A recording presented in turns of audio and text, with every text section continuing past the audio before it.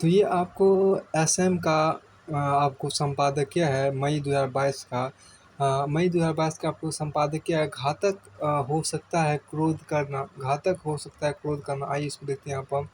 देखिए, if you are, आपके यहाँ पे देखिए, if you are, if you are a patient in if you are if you are patient in one moment of anger, you will escape 100 days sorrows. If you are patient in one moment of anger, you will escape 100 days sorrow. इसको हम थोड़ा सा हिंदी करते हैं। देखिए, इसका ये मतलब, if you are patient in one moment of anger, if you are patient, देखिए, if you are patient in one moment of anger, मतलब ये यदि आप क्रोध के एक क्षण में भी धैर्यवान हो, यदि आप क्रोध के एक क्षण में भी क्या धैर्यवान, यदि आप क्रोध के एक क्षण में भी धैर्यवान हो, यू विल, देखिए, you will escape 100 days, so you will escape, देखिए, you will escape 100 days of sorrow. You will escape a 100 days of days sorrow. You will escape a 100 days sorrow. को चाइनीज प्रोवर्ब है, मतलब Chinese आपको अनुसूक्ति है। देखिए, अब इसका ये मतलब, you will escape A 100 days sorrow का मतलब ये हुआ कि आप 100 दिनों की दुख से बच जाओ, आप 100 दिनों के दुख से बच जाओगे, मतलब 100 दिन की जो उससे आप बच जाओगे। यदि आप गुस्से के एक क्षण में भी धैर्यवान करते हो, उससे बच जाते हो गुस्से से, तो आप 100 दिनों के उनसे आप बच।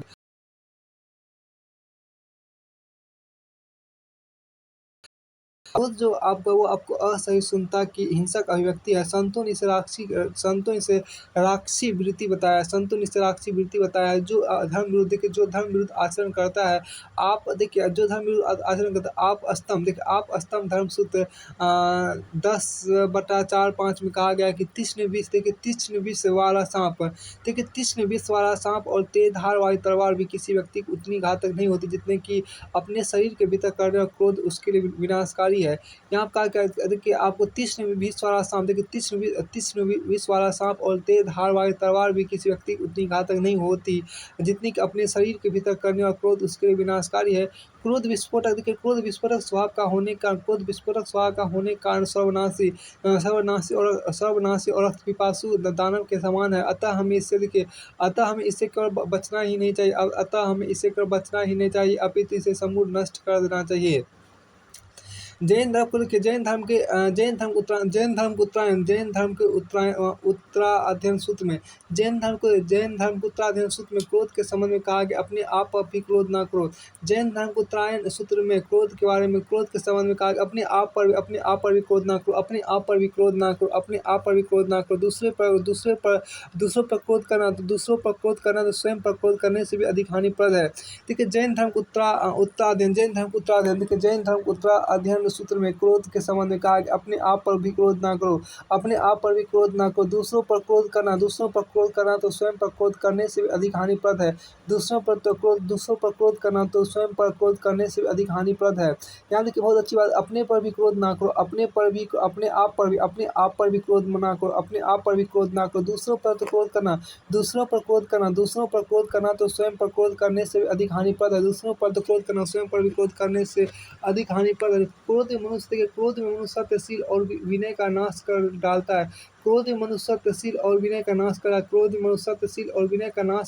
है। कुरान शरीफ में कहा गया, स्वर्ग उन लोगों के लिए है जो अपने क्रोध को वश में रखते हैं। यहाँ पे बहुत अच्छी बात यहाँ पर क्या कि अब कुरान शरीफ में कुरान शरीफ में आपको कहा गया है, कुरान शरीफ में कहा गया है क्या कि जो स्वर्ग उन लोगों के लिए है जो अपने क्रोध को वश में रखते हैं। क्रोध को अपने वश में रखते हैं। क्रोध के संबंध भगवान बुद्ध ने कहा कि जिस प्रकार खोलते हुए पानी में अपना प्रतिबिंब नहीं दिखता, क्रोध के संबंध भगवान बुद्ध ने कहा कि जिस प्रकार खोलते हुए पानी में अपना प्रतिबिंब नहीं दिखता, उसी प्रकार क्रोधो उन्मत्त व्यक्ति को किसमें उसका हित है समझ में नहीं आता है। देखिए, जिस प्रकार खोलते हुए पानी अपना प्रतिबिंब नहीं दिखता, उसी प्रकार क्रोध उन्मत्त व्यक्ति को किसमें उसका हित है समझ में नहीं आता। इसका कारण यह है, क्रोध मनुष्य को उन्मत्त करके किसी बात को सुनने नहीं देता है। क्रोध मनुष्य को उन्मत्त कर किसी बात को सुनने नहीं देता है। गीता के अनुसार जो मनुष्य इस शरीर में शरीर का देखिए गीता के अनुसार जो मनुष्य इस शरीर में शरीर का नाश होने से पहले ही काम और क्रोध उत्पन्न होने और वेग को सहन करने में समर्थ हो जाता है, वही पुरुष सुखी है। देखिए गीता के अनुसार जो मनुष्य इस शरीर में शरीर का नाश होने से पहले ही काम और क्रोध से उत्पन्न होने वाले वेग को सहन करने में समर्थ हो जाता है, वही पुरुष सुखी है। फिर आपको आगे यहाँ देखिए प्रसिद्ध यूनानी फिर आपको आगे यहाँ पर देखिए प्रसिद्ध यूनानी दार्शनिक आपको पाइथागोरस ने एक बार कहा था। प्रसिद्ध यूनानी दार्शनिक पाइथागोरस ने एक बार कहा था, क्रोध पक्षाघात की भांति शक्तिहीन करता है। क्रोध पक्षाघात की भांति शक्तिहीन करता है। क्रोध पक्षाघात की भांति शक्तिहीन कर, ये बात आपको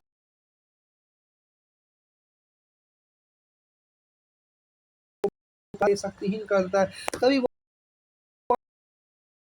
के संबंध में कहा है, कवि वानभट्ट ने क्रोध के संबंध में अति क्रोधी मनुष्य आंख वाला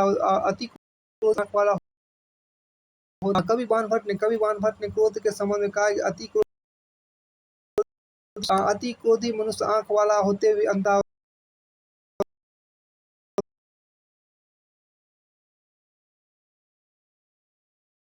कहा है कि क्रोध प्राणों को लेने वाला शत्रु और सर्वनाश की ओर जाने वाली राह है।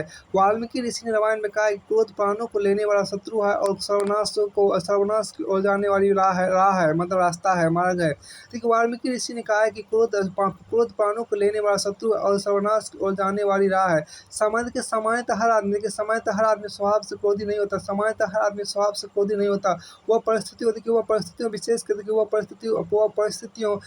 के परिस्थितियों विशेष का वशीभूत होकर क्रोधी बनता है। क्रोध प्राय निम्नलिखित कारणों से आता है। तो क्रोध प्राय निम्नलिखित कारणों से आता है, जिसमें पहला आपको इच्छा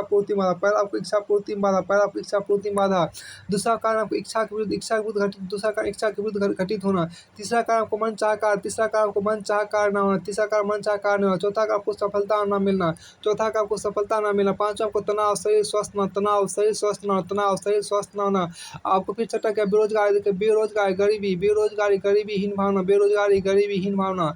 आपको फिर क्या अगला पारिवारिक कारण देखिए, फिर आपको सात्विक भोजन अभाव। अब देखिए क्रोध के प्रभाव देखिए आयुर्वेद क्रोध को अनेक बीमारियों का जनक मानते हैं। क्रोध की स्थिति में व्यक्ति की विवेकशीलता घट जाती है। उस समय पीत का प्रकोप अधिक हो जाता है, प्रकोप अधिक हो जाता है। मुंह और आंखें लाल हो जाती है, शरीर तन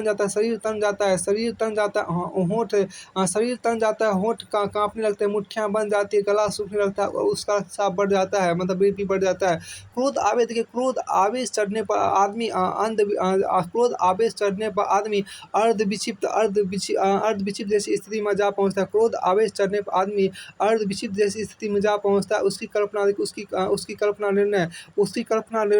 कल्पना निर्णय हरकतें सब कुछ विचित्र हो जाते हैं। गुस्से से तमतमाया चेहरा राक्षसों जैसा बन जाता है। आंखें होंठ नाक आदि पर गुस्से के भाव प्रत्यक्ष दिखते हैं। मुंह से अशिष्ट शब्दों का उच्चारण होने लगता है। रक्त प्रवाह की तेजी से शरीर जलने लगता है। हाथ पैर कांपते हैं, रोए खड़े होते देखे गए हैं। क्रोध के कारण आप क्या कहा, देखिए क्रोध के कारण उत्पन्न होने वाली विषाक्त संक्रामक पाचन शक्ति के लिए सबसे खतरनाक है। क्रोध के कारण उत्पन्न होने वाली विषाक्त संक्रामक पाचन शक्ति के लिए सबसे खतरनाक है। यह रक्त को विकृत कर शरीर में पीड़ापन, नसों में तनाव, कटिशूल आदि पैदा करती है। क्रोध से शारीरिक शक्ति का ह्रास होता है। क्रोध से शारीरिक शक्ति का ह्रास होता है, तो मानसिक शक्ति मानसिक शक्ति भी देखिए, तो मानसिक शक्ति भी क्षयित होती है, तो मानसिक शक्ति भी क्षयित होती है। शक्ति का नाश देखिए, शक्ति का नाश करने के साथ क्रोध शरीर और चेहरे पर अपना प्रभाव छोड़कर उसके स्वास्थ्य सौंदर्य को भी नष्ट कर देता है। अब देखिए क्रोध क्या आपके देखिए क्रोध से शारीरिक शक्ति का ह्रास होता है तो मानसिक शक्ति भी क्षयित होती है। शक्ति का नाश करने के साथ क्रोध शरीर और चेहरा पर अपना प्रभाव छोड़कर उसके स्वास्थ्य सौंदर्य को भी नष्ट कर देता है। क्रोध को दूर करने के उपाय देखिए, धर्म का लक्षण तो अक्रोध है, सही सुनता दया भाव देखिए, क्षमा एक अक्रोध के रूप में, धर्म का लक्षण तो अक्रोध है, मतलब क्रोध नहीं करना। देखिए सही सुनता दया भाव क्षमा एक अक्रोध के रूप में है, रूप है। क्रोध तो इनका विरोधी रूप है। वस्तुतः क्रोध को अक्रोध से जीतना चाहिए। इसका अर्थ है कि मनुष्य को अपने भीतर सहिष्णुता एवं क्षमा, इसका अर्थ है कि मनुष्य को अपने भीतर सहिष्णुता एवं क्षमा भावना इतना बढ़ा लेना चाहिए, कि उसके आगे किसी भी कुद और प्रतिकूल व्यवहार भी बुरा लगने लग जाए। क्रोध सदैव जल्दबाजी का परिणाम होता है। जब कोई गलत कार्य होता दिखे या कोई हानि हो जाए तो उसके कारण निश्चय करने में शीघ्रता ना करे, उसके कारण निश्चय करने में शीघ्रता ना करे। शोरगुल ध्वनि प्रदूषण से व्यक्ति क्रोधी एवं चिड़चिड़ा हो जाता है। अतः शोरगुल से दूर रखकर शांत एवं एकांत स्थान रहना अच्छी पत्रिका एवं आध्यात्मिक साहित्य पढ़ना चाहिए। देखिए शोरगुल ध्वनि प्रदूषण से भी व्यक्ति क्रोधी एवं चिड़चिड़ा हो जाता है। शोरगुल से दूर रखकर शांत एवं एकांत स्थान में रहना, अच्छी पत्रिका एवं आध्यात्मिक साहित्य पढ़ना चाहिए। देखिए साधु संतों का समागम क्रोध के नियंत्रण में बड़ी सीमा तक सहायक हो सकता है। क्रोध परिस्थितिजन्य होता है। अतः हमें चाहिए कि हम उन परिस्थितियों को जांचें, परखें एवं उन्हें दूर करने का प्रयास करें जिनसे क्रोध उत्पन्न होता है। क्रोध परिस्थितिजन्य होता है। अतः हमें चाहिए कि उन पर परिस्थितियों को जांचें एवं परखें एवं उन्हें दूर करने का प्रयास करें जिनसे क्रोध उत्पन्न होता है। इस प्रकार जब क्रोध की स्थितियां ही निर्मित नहीं होगी तब मनुष्य स्वतः ही क्रोध से बच जाएगा। एक बार महात्मा बुद्ध को एक व्यक्ति ने अपशब्द कहे एवं गालियां दी। एक बार महात्मा बुद्ध को एक व्यक्ति ने अपशब्द कहे एवं गालियां दी। तब भी वे सहज भाव से मुस्कुराते रहे। सामने वाला आश्चर्यचकित होकर पूछने लगा, इतनी गालियां सुनकर भी आपको क्रोध नहीं आया? तो तथागत ने कहा, गालियों का धन मेरे पास है नहीं तो तुम्हें क्या देता? गालियों का धन मेरे पास है नहीं तो तुम्हें क्या देता? गालियों का धन मेरे पास है नहीं तो तुम्हें क्या देता? कहाँ से और तुम्हारी गालियों ने मुझे छुआ भी नहीं। तुम फिर मुझे क्रोध कैसे आता? यही है क्रोध को अक्रोध से जीतने को उपाय, जिसका अभ्यास आवश्यक है। देखिए थॉमस जेफरसन ने भी क्रोध से छुटकारा पाने का बहुत ही सहज एवं सरल तरीका बताया। जब क्रोध में हो तो 10 बार सोच कर बोलो। जब बहुत अधिक क्रोधी हो तो 100 तक गिनती बोलो। जब बहुत अधिक क्रोधी हो तो 100 तक गिनती बोलो। देखिए यह अभ्यास जिस किसी भी मानव ने कर लिया तो वह महामानव की परिभाषा में आ जाएगा। नर से नारायण से परमात्मा बनने की एक सीढ़ी यह भी है। नर से नारायण से परमात्मा बनने की एक सीढ़ी यह भी है। यहाँ से फिनिश तो काफ़ी अच्छा था और काफ़ी इम्पोर्टेंट।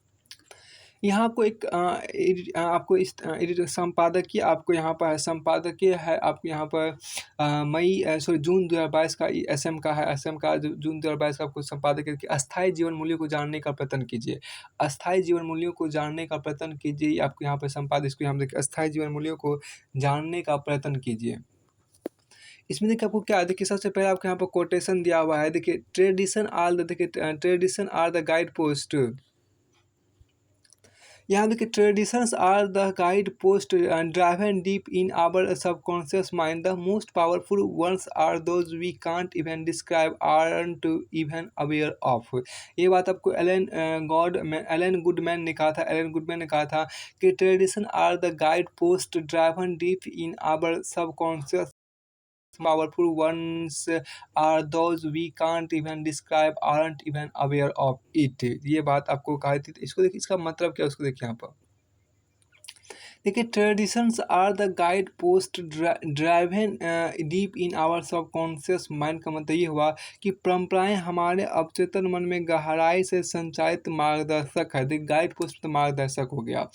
परंपराएं आपको होगा ट्रेडिशन, मतलब परंपराएं the tradition are the guide post driven deep in our subconscious mind. तो परंपराएं हमारे अवचेतन मन, सबकॉन्शियस माइंड, अवचेतन मन, तो परंपराएं हमारे अवचेतन मन में गहराई से संचालित ड्राइवर मतलब संचालित कोई चीज़ चलाना, चलना, संचालित माइंड्स ऑफ डीप मतलब गहरा। देखिए, तो परंपराएं हमारे अवचेतन मन में गहराई से संचालित मार्गदर्शक है। The most powerful ones are those we can't even describe. सबसे शक्तिशाली, देखिए सबसे शक्तिशाली वे हैं जिनका हम वर्णन भी नहीं कर सकते। सबसे शक्तिशाली वे हैं जिनका वर्णन भी नहीं कर सकते, जिनके बारे में ये आरंट इवन अवेयर ऑफ, जिसके बारे में हमें पता भी नहीं है, जिनके बारे में हमें पता भी नहीं है। अब आपको आगे यहाँ पे देखिए, प्रगति और प्रयोग के वर्तमान युग में परंपरा को नकारना तथा परंपरावादी उपहास भर्त्सना तक करना आधुनिकतावादी एवं भौतिकतावादी होने का लक्षण बन गया है। परंपरा का पालन और परंपरा का विरोध, यह द्वंद्व भी शताब्दियों से चला आ रहा है। एक वर्ग कहता आया है कि परंपरा पिछड़ेपन की निशानी है, दूसरा वर्ग कहता है कि परंपरा का विरोध मूर्ख करते हैं प्रवीण जन जयंत कुमार का कथन है कि जीवित परंपरा आत्महीन नहीं होती। प्रसिद्ध उपन्यासकार जयंत कुमार का कहना है कि जीवित परंपरा आत्महीन नहीं होती। जीवित परंपरा आत्महीन नहीं होती, वह समाप्त नहीं होती। वह समाप्त नहीं होती। उसे नाना रूपों और प्रारूपों में खिलते जाने के समझदार होते ही, देखिए, बालक समझदार होते ही विद्या अध्ययन करना आरंभ कर दे, यह भी परंपरा ही है। बालक समझदार होते ही विद्या अध्ययन करना आरंभ कर दे, यह भी परंपरा ही है। वह किस रूप में, देखिए, किस अवस्था में साकर, यह भी तत्वों पर निर्भर करता है। इसी को जैरेंद्री ने परंपरा का बीज रूपों में खेलना कहा। अंग्रेज विचारक एडिसन, देखिए, अंग्रेज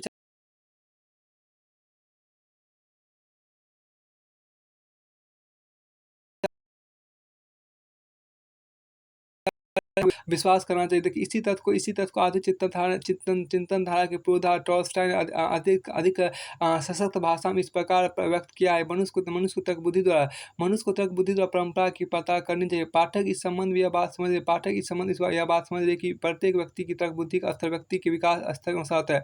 आपके प्रत्येक व्यक्ति की तर्क बुद्धि का स्तर व्यक्ति के विकास स्तर के अनुसार होता है। यहाँ देखो काफी महत्वपूर्ण बात है कि प्रत्येक व्यक्ति की तर्क बुद्धि का स्तर, प्रत्येक व्यक्ति की तर्क बुद्धि का स्तर व्यक्ति के विकास स्तर के अनुसार होता है। प्रत्येक व्यक्ति की तर्क बुद्धि का स्तर व्यक्ति के विकास स्तर के अनुसार होता है। अतः तर्काधारा परंपराओं का मूल्यांकन विषयगत न होकर विषयगत होता है, आदि होगा। अतः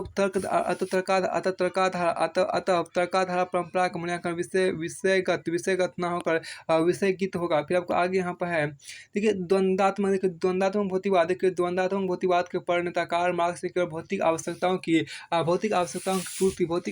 पूर्ति को जीवन का प्रमुख उद्देश्य माना है। उनका कहना है कि साध की सिद्धि साधन के औचित्य का प्रमाण होती है। क्या हम लोग कभी यह विचार करते हैं कि परंपरा का निर्माण किस प्रकार होता है? क्या उसका निर्माण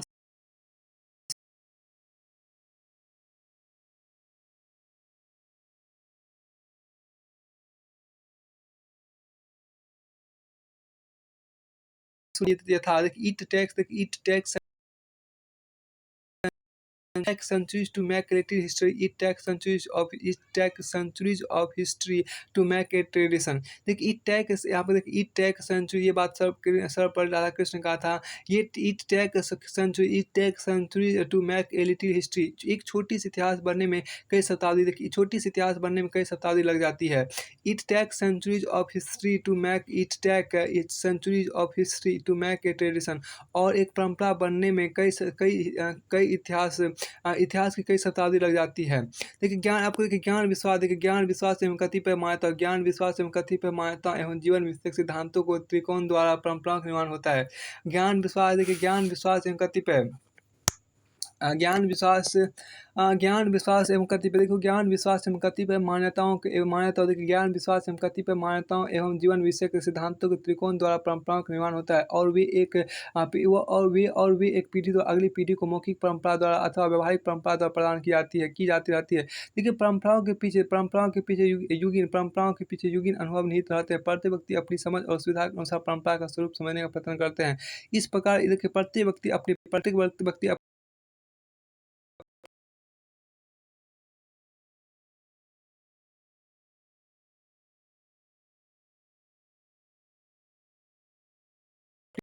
उसको परिवर्तित करने में अपेक्षाकृत कम ज्ञान एवं अनुभव की भी कम ज्ञान एवं अनुभव की आवश्यकता होती है। कालांतर में देखिए कालांतर में परंपरा अंधविश्वास में परिणत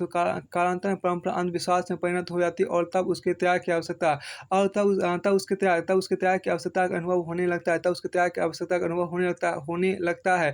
विचार पद्धति मूलापन विचार पद्धति कठ मूलापन का रूप ग्रहण कर लेती विचार पद्धति कठ मूलापन का रूप ग्रहण कर लेती है। परंपरा के नाम पर फतवे और आदेश जारी किए जाने लगते हैं। परंपरागत अनेक रीति रिवाजों के पूर्वाग्रहों का बंधन और स्वार्थियों की संकुचित मनोवृत्ति परिणाम होता है। तब क्या हमें कबीर की वाणी का स्मरण करते हुए कहना चाहिए, वेद पुराण कहो मत झूठे झूठे जो ना विचार। देखिए वेद पुराण कहो मत, ये बात कबीर ने कही। देखिए वेद पुराण कहो मत झूठे, वेद पुराण कहो मत झूठे झूठा देखिए झूठा जो ना विचार, देखिए झूठा जो ना विचारे। देखिए वेद पुराण कहो मत झूठे, झूठा जो ना विचारे। बहुत अच्छी बात है। देखिए ज्ञान के स्तर जनता की ज्ञान के स्तर जनता की आवश्यकताओं भौगोलिक पर्यावरण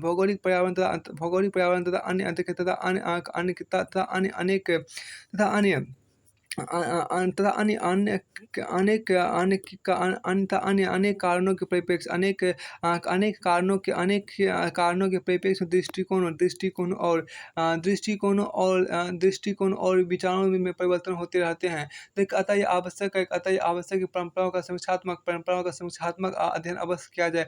भले ही उनका किसी भी सुदृढ़ चौखट में जकड़ दिया गया हुआ था, उनके उल्लंघन के साथ भय एवं दैविक दंड का तत्व जोड़ दिया गया। और स्पष्ट यह आवश्यक है कि प्रत्येक परंपरा में समय के अनुसार परिवर्तन होते रहना चाहिए। इतना ध्यान अवश्य रखा जाए कि उसमें निहित सत्य अथवा उपयोगी तत्व की रक्षा अवश्य की जाए। आधुनिक समाज में विभिन्न देशों के निवासी परस्पर निकट संबंध स्थापित करते हुए देखे जाते हैं। विज्ञान संबंधी ज्ञान का प्रसार हमारे विचारों में परिवर्तन ला रहे हैं और हमारी मान्यता बहुत तेजी से बदल रही है। ऐसी परिस्थितियों में हमें बहुत सावधान एवं जागरूक रहने की आवश्यकता है। नई परंपराओं को अपनाते समय यह विचार करना आवश्यक है कि इसके द्वारा हमारी पहचान पर तो कहीं चोट नहीं हो रही है। दक्यानुसारी अथवा कट्टर होना जितना अवांछित है, उससे अधिक खतरनाक है नई चीज़ों के पीछे आँख बंद करके दौड़ना। देखिए बहुत ही महत्वपूर्ण बात कही गई है। देखिए दक्यानुसारी अथवा कट्टर होना जितना अवांछित है, उससे अधिक खतरनाक है नई चीज़ों के पीछे आँख बंद करके दौड़ना। देखिए दक्यानुसारी अथवा कट्टर होना जितना अवांछित है, उससे अधिक खतरनाक है नई चीज़ों के पीछे आँख बंद करके दौड़ना। नई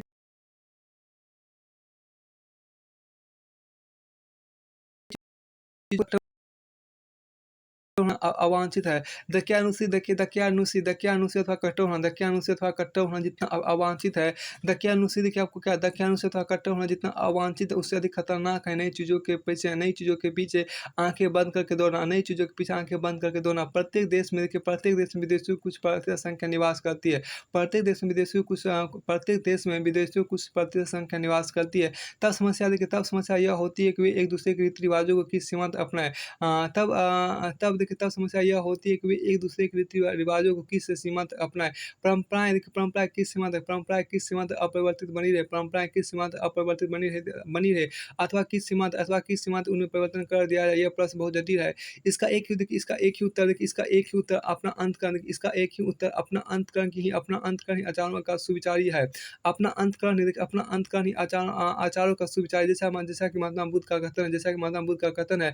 प्रत्येक नए विचार की प्रत्येक नए विचार की समीक्षा करके जानने का प्रयत्न किया जाए कि यह विचार किस सीमा तक हमारी प्रगति में सहायक हो सकता है। प्रत्येक नए विचार की समीक्षा करके यह जानने का प्रयत्न किया जाए कि यह विचार किस सीमा तक हमारी प्रगति में सहायक हो सकता है। इसी प्रकार हमको प्रत्येक परंपरा के साथ जुड़े हुए जीवन मूल्यों का आकलन करना चाहिए। इसी प्रकार हमको प्रत्येक परंपरा के साथ जुड़े हुए जीवन मूल्यों का आकलन करना चाहिए, क्योंकि मूल्यविहीन कोई विचार प्रति परंपरा नहीं बन सकती, क्योंकि मूल्यविहीन कोई विचार प्रति परंपरा नहीं बन सकती।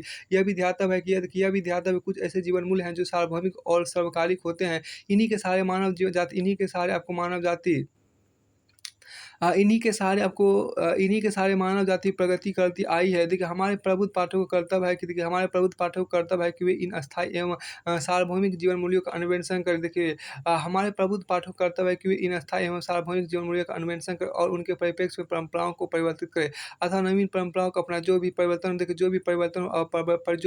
हो अमर जीवन मूल्यों के रक्षार्थ किया जाए। इन निर्देशक मूल्यों का अभाव हमारा जीवन एक ऐसे दरयान के समान हो जाएगा जिसमें रडार नहीं है और जिसे जीवन सागर उथाल तरंगे अनिश्चित दिशा में ले जा सकती है। तो यहाँ से देखिए आपको ये पूरी तरह से कंप्लीट होता है। बहुत अच्छा था, उतना भी अच्छा नहीं था लेकिन ठीक था। अब आपको जुलाई 2022 का आपको देखिए यहाँ पे संपादकीय असम का अनिश्चितता और दुर्घटनाओं से युक्त जीवन को पार कीजिए। अनिश्चितता और दुर्घटनाओं से युक्त जीवन को पार कीजिए। देखिए when it is darkest man see the stars, when it is darkest man see the star. जब सबसे अधिक अंधेरा होता है तब आदमी सितारे को देखता, तभी आदमी सितारों को देख पाते हैं या देखते हैं। देखिए ये बात आपको राल्फ वाल्डो एमर्सन ने कहा। देखिए आपको when it is darkest man see the star, जब आपको सबसे अधिक अंधेरा होता है उसी वक्त आप स्टार को देखते हैं, सितारे को देखते हैं। देखिए वस्तु स्थिति भी यही है कि हमारा जीवन भांति भांति खतरों और उत्पन्न अनिश्चितताओं से भरा हुआ है। अगले पर क्या दुर्घटना हो जाए कोई नहीं कह सकता। कहते सब है समान 100 बरस का पल की खबर नहीं, समान 100 बरस का। देखिए समान कहते सब हैं समान 100 बरस का पल की खबर नहीं। एक बहुत अच्छी यहाँ पर आपको कोटेशन आपके यहाँ पर है क्या देखिए आपके यहाँ पर क्या है कि कोई नहीं कह सकता कि कोई नहीं कह सकता कहते सब हैं कोई एक मिनट रुकिए यहाँ पर अगले पर क्या दुर्घटना हो जाए कोई नहीं कह सकता। कहते सब हैं देखिए कहते सब हैं समान 100 बरस का सामान 100 बरस का पल की खबर नहीं, परंतु सामान्यतः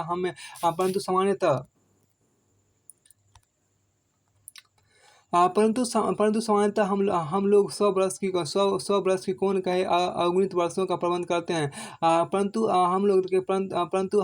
सामान्यतः हम लोग 100 बरस की कौन कहे अगणित वर्षों का प्रबंध करते हैं और वर्षों चलने वाले कार्यक्रम बनाते हैं। यदि ऐसा ना करें तो जीवन निष्क्रिय हो जाए। अनिश्चितता एवं भावी संकटों की आशंका के मध्य हमें जीवन यापन करना पड़ता है। इन अनिश्चितता और आसन संकटों के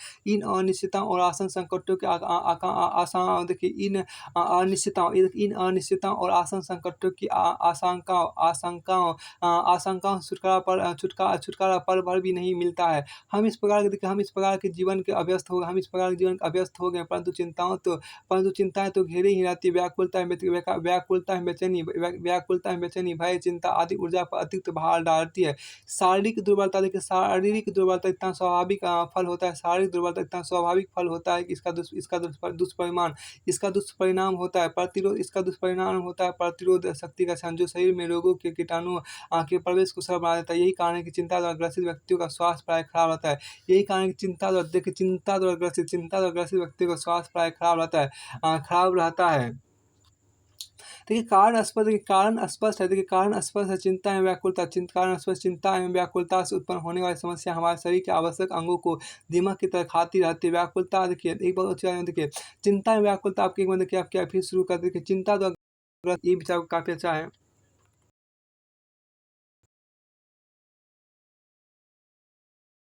को चिंताग्रस्त व्यक्ति का स्वास्थ्य प्राय खराब, चिंताग्रस्त व्यक्ति का स्वास्थ्य प्राय खराब रहता है। कारण स्पष्ट है, कारण स्पष्ट चिंता एवं व्याकुलता से उत्पन्न होने वाली समस्या हमारे शरीर के आवश्यक अंगों को दिमाग की तरह खाती रहती है। दिमाग की तरह खाती रहती है। व्याकुलता आपको यहाँ पे देखिए, चिंता एवं व्याकुलता से उत्पन्न होने वाली समस्या हमारे शरीर के आवश्यक अंगों को दिमाग की तरह खाती रहती है। व्याकुलता तथा चिंता में देखिए, व्याकुलता तथा चिंता में कोई भी ऐसा नहीं होता, व्याकुलता तथा चिंता में कोई भी तत्व ऐसा नहीं होता जो धारणकर्ता को सकारात्मक अथवा भावात्मक चिंतन की प्रेरणा प्रदान करे। यदि कदाचित होता कि चिंता में सकारात्मक चिंतन समाहित है, यदि कदाचित होता कि चिंता में सकारात्मक चिंतन समाहित है, तो चिंता द्वारा हमारे अनेक समस्याओं का समाधान सहज ही हो जाया करता, और चिंता अथवा व्याकुलता एक काम मनोभाव बन जाती। हम प्राय व्याकुल तब होते हैं, जब किसी कार्य, घटना अथवा स्थिति के ऐसे परिणाम की आशंका होती है। जब देखिए आपको हम प्राय व्याकुल तब होते हैं जब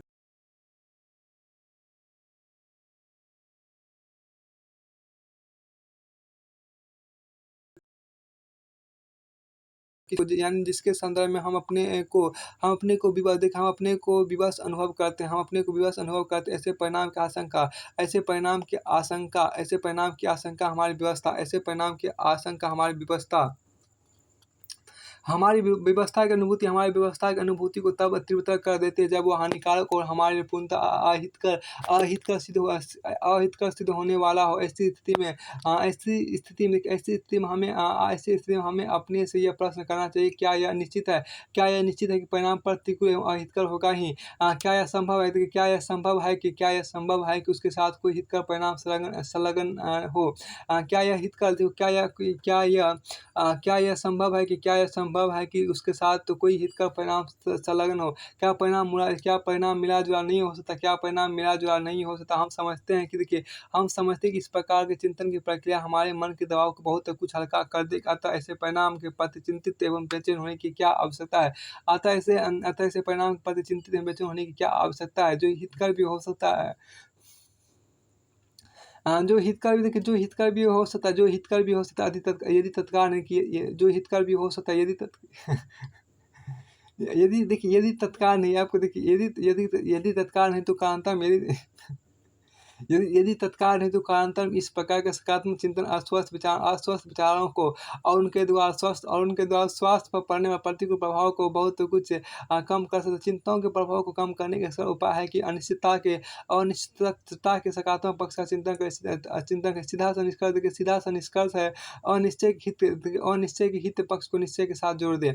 उदाहरण के हम मृत्यु को लेते हैं। देखिए ये सब प्रकार दुखद मानी जाती है, परंतु कुछ लोग मृत्यु को नवजीवन एवं श्रेष्ठ ऐसे जीवन का द्वार समझते हैं जहाँ अपने जीवन की अतिरिक्त वासनाओं की संतुष्टि कर सकेंगे। इस श्रेणी के व्यक्ति सर्वथा सुखी मृत्यु के प्रति निर्भर रहते हैं। मृत्यु तो आएगी ही और लेकर ही स्वागत के तैयार क्यों ना रहे। अतः आवश्यक है कि प्रत्येक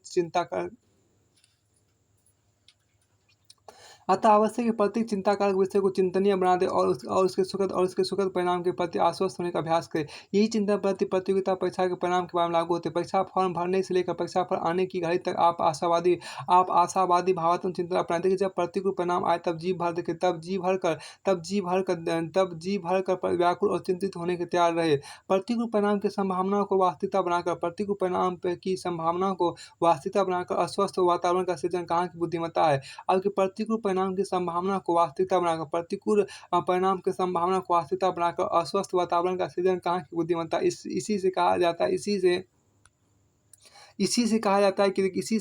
है कि वीर को मृत्यु केवल एक बार आती है और कार्य को बार-बार हम यदि hope for the best, prepare for the worst, hope for the best. देखिए, सर्वोत्तम की आशा कीजिए। होप फॉर द बेस्ट मतलब सर्वोत्तम की आशा कीजिए। प्रिपेयर फॉर द वर्स्ट, बुरे के लिए तैयारी कीजिए। सर्वोत्तम की आशा कीजिए। देखिए, सर्वोत्तम की आशा की बहुत अच्छी बात यहाँ पर है। Hope for the best how for the best, देखिए how for the best prepare for the worst, सर्वोत्तम की आशा कीजिए, निकृष्टतम निकृष्टतम या वो बुरा निकृष्टम या बुरा के लिए निष्कृष्टम के तैयार रहिए। देखिए निकृष्टम के तैयार रहिए, प्रिपेयर फॉर द बेस्ट और निकृष्टम के तैयार रहिए। यह सूत्र अपना देखिए, यह सूत्र अपना रहे तो अनिश्चितताओं की दुनिश्चितताएं, तो अनिश्चितताओं की दुनिश्चितताएं हमें ना सताएं। देखिए आप देखिए हाउ फॉर द बेस्ट, सर्वोत्तम की आशा कीजिए। हाउ फॉर द बेस्ट मतलब क्या, सर्वोत्तम की आशा कीजिए। Prepare for the worst, prepare for the worst मतलब क्या, कि निकृष्टतम के लिए आपको तैयार रहिए। यह सूत्र देखिए अपना रहिए, यह सूत्र अपना रहिए तो अनिश्चितताओं की दुनिश्चितताएं हमें ना देखिए। कार्य कारण का देखिए, कार्य कारण का नियम, देखिए कार्य कारण का नियम अत्यंत सूक्ष्म है। कार्य कारण का नियम अत्यंत सूक्ष्म है। देखिए फल सदैव अनिश्चित रहता है, फल सदैव अनिश्चित रहता है। देखिए कार्य कारण का नियम अत्यंत सूक्ष्म है, फल सदैव अनिश्चित रहता है। इसी को लक्ष्य करके गीताकार भगवान श्री कृष्ण ने निष्काम कर्म का उपदेश दिया है। कर्मणेधिकार वास्ते, देखिए कर्मणेधिकारस्ते, देखिए कर्मणे वाधिकारस्ते माँ फलेषु कदाचान, कर्मणे वाधिकारस्ते माँ फलेषु कदाचान, माँ कर्म फल हेतु भूर्मोह, देखिए माँ कर्म फल हेतु भूर्मोह ते संगो अस्तित्व करणी। कर्मणे वाधिकारस्ते माँ फलेषु कदाचन, कर्मणे वाधिकारस्ते माँ फलेषु कदाचन, कर्मणे वाधिकारस्ते माँ फलेषु कदाचन, कर्मणे वाधिकारस्ते माँ फलेषु कदाचन, कर्मणे वाधिकारस्ते माँ फलेषु कदाचन, कर्मणे वाधिकारस्ते माँ फलेषु कदाचन। माँ कर्म फल हेतु भूर्मोह, माँ कर्म फल हेतु भूर्मोह ते संगो अस्तित्व करनी, देखिए इसका ये मतलब है। देखिए फलों में नहीं है, देखिए तेरा कर्म करने में अधिकार है, तेरा कर्म करने में, इसका ये मतलब तेरा कर्म करने में अधिकार है, इनके फलों में नहीं। तू कर्म के फल के प्रति आसक्त ना हो, तुम कर्म के फल के प्रति आसक्त ना हो, तब तथा कर्म ना करने में भी तेरी आसक्ति ना हो। अब कोई फिर से इसको देखिए बहुत अच्छी बात कहा, देखिए कार्य कारण का नियम अत्यंत सूक्ष्म है, अत्यंत सूक्ष्म है, फल सदैव अनिश्चित रहता है। इसी को लक्ष्य करके गीताकार भगवान श्री कृष्ण ने निष्काम कर्म का उपदेश दिया है। कर्मणे वाधिकारस्ते माँ फलेषु कदाचन, माँ कर्म फले हेतु भूर्मा, देखिए माँ कर्म फल हेतु भूर्मा ते संगो अस्तित्व करनी। तेरा कर्म करने में अधिकार है, इनके फलों में तेरा कर्म करने में अधिकार है, इनके फलों में नहीं। तू कर्म के फल के प्रति आसक्त ना होता, कर्म ना करने में भी तेरी आसक्ति ना हो। देखिए हमारी चिंता फल के परिणाम को रत्ती भर भी प्रभावित नहीं कर सकेगी। हमारी चिंता फल के परिणाम को रत्ती भर भी प्रभावित नहीं कर सकेगी। देखिए हम उसके कुप्रभाव के भोक्ता जबरदस्ती भले ही बन जाए। देखिए बहुत अच्छी बात है आपको, देखिए हमारी चिंता कल के हमारी चिंता फल के परिणाम को रत्ती भर भी प्रभावित नहीं कर सकेगी। हमारी चिंता फल के परिणाम को रत्ती भर भी प्रभावित नहीं कर सकेगी। हमारी चिंता फल के परिणाम को रत्ती भर भी प्रभावित नहीं कर सकेगी। हमारी चिंता फल के परिणाम को रत्ती भर भी प्रभावित नहीं कर सकेगी। हमारी चिंता फल के परिणाम को रत्ती भर भी प्रभावित नहीं कर सकेगी। हम उसके कुप्रभाव के भोक्ता, देखिए हम उसके कुप्रभाव के भोक्ता जबरदस्ती भले ही बन जाए। हमारी चिंता फल के परिणाम को रत्ती भर भी प्रभावित नहीं कर सकेगी। हम उसके कुप्रभाव के भोक्ता, देखिए हम उसके कुप्रभाव के भोक्ता जबरदस्ती भले ही बन जाए। देखिए छोटे से छोटे और बड़े से बड़े प्रत्येक कार्य में दुर्घटना एवं असफलता की आशंका निहित रहती है। छोटे से छोटे और बड़े से बड़े प्रत्येक कार्य में दुर्घटना एवं असफलता की आशंका निहित रहती है। तब या तो जोखिम उठाकर कार्य करते रहें, अथवा कोई कार्य ही ना करे। प्रथम स्थिति में सफलता की संभावना निहित है। द्वितीय में सफल होने का प्रश्न ही नहीं उठता है। इसी से कहा जाता है नथिंग, देखिए नथिंग वेंचर, देखिए नथिंग वेंचर नथिंग हैव, द्वितीय में सफल होने का प्रश्न ही नहीं उठता। इसी से कहा जाता है nothing venture nothing have, nothing venture nothing है। देखिए कुछ नहीं करने से कुछ नहीं होता। देखिए यदि जोखिम नहीं उठाएंगे, इसका ये मतलब देखिए यदि जोखिम नहीं उठाएंगे तो कुछ भी प्राप्त ना कर सकेंगे। यदि जोखिम नहीं उठाएंगे तो कुछ भी प्राप्त नहीं कर सकेंगे। इसको अंग्रेजी में बोलते हैं nothing venture nothing have, nothing venture nothing have का मतलब यदि जोखिम नहीं उठाएंगे तो कुछ भी प्राप्त ना कर सकेंगे। प्रत्येक परीक्षा में देखिए प्रत्येक परीक्षा में अप्रत्याशित जोखिम और खतरे का अंश निहित रहता है। प्रत्येक परीक्षा में अप्रत्याशित जोखिम, प्रत्येक परीक्षा में अप्रत्याशित जोखिम या खतरे का अंश निहित रहता है। प्रत्येक परीक्षा में अप्रत्याशित जोखिम या खतरे का अंश निहित रहता है। प्रत्येक परीक्षा में अप्रत्याशित जोखिम या खतरे का अंश निहित रहता है।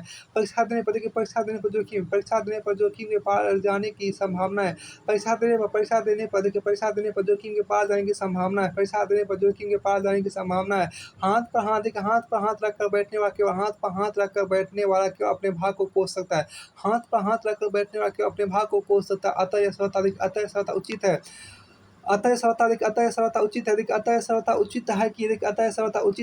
उचित है कि हम जीवन को अप्रत्याशित परिणामों की एक दीर्घ श्रृंखला के रूप में ग्रहण करें। अतः सर्वथा उचित है कि हम जीवन को अप्रत्याशित परिणामों की एक दीर्घ श्रृंखला के रूप में ग्रहण करें और संभावना एवं आशंकाओं को उसके साथ जोड़ने का विफल प्रयास न करें। देखिए हमारे